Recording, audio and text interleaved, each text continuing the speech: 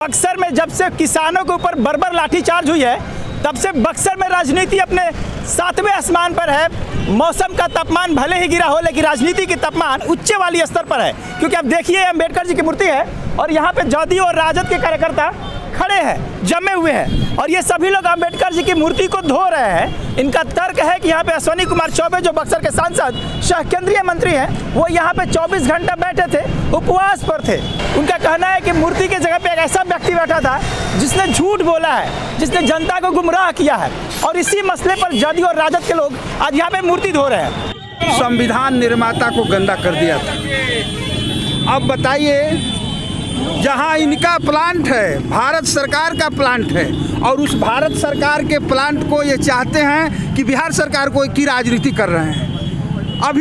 अभी इनको शर्म नहीं आ रही है कि इनके द्वारा उसका उद्घाटन किया गया और किसान बाप बाप चिल्ला रहा है पैसे के लिए, लेकिन इनको चिंता कहाँ है। ये तो राजनीति कर रहे हैं कि फिर एक बार विधायक MP बन जाए और राज भोगें।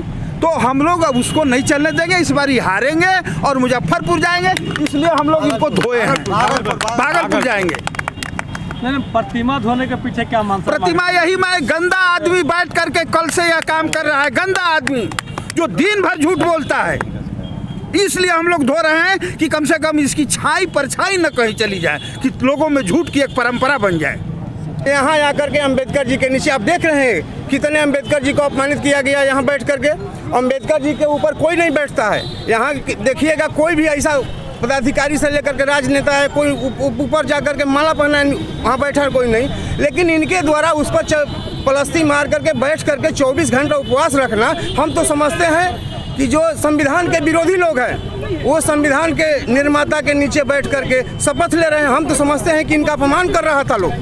बहुत तरह की बातें हैं जो चौबे जी दिन भर झूठ बोला करते हैं, 2 टर्म से खाली झूठ बोलते हैं। बक्सर के विकास के बारे में इनको कोई चिंता नहीं है। आपने देखा होगा कि प्लांट के पैसा से इन्होंने 15 दिन चेक कराया, उसमें देश के जितने हीरो हीरोइन लोग आए, सब लोगों का दुरुपयोग किया, प्लांट के पैसा का दुरुपयोग किया।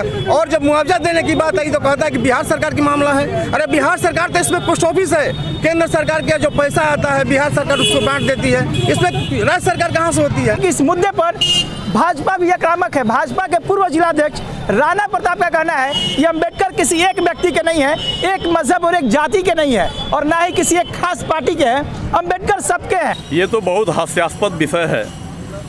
महागठबंधन के लोग, चाहे केंद्र में उनका जो गठबंधन हो या बिहार में जो गठबंधन चल रहा है, कांग्रेस पार्टी के साथ गठबंधन चल रहा है उनका, और महागठबंधन के घटक दल अगर ये कहते हैं कि अंबेडकर जी अछूत हो गए भाजपा के नेता, भाजपा के कार्यकर्ता के बैठने से धरना पर, अनशन पे, तो मैं ये जवाब मांगता हूँ आपके चैनल के माध्यम से आप सभी के, यह पहले वो तलाश लें कि कांग्रेस की सरकार में अंबेडकर को कितना अपमानित किया गया है।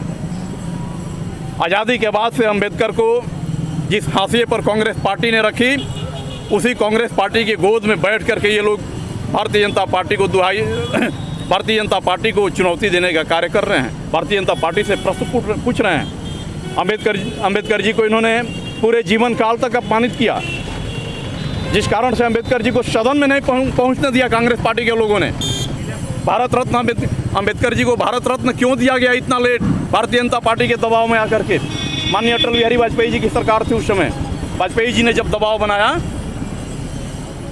तब जाकर के भारत रत्न दिया गया अंबेडकर साहब को, नहीं तो उसके पहले अंबेडकर साहब को भारत रत्न भी नहीं दिया गया। और एक बात करेंगे अंबेडकर साहब के बारे में कि अंबेडकर जी हमारे हैं,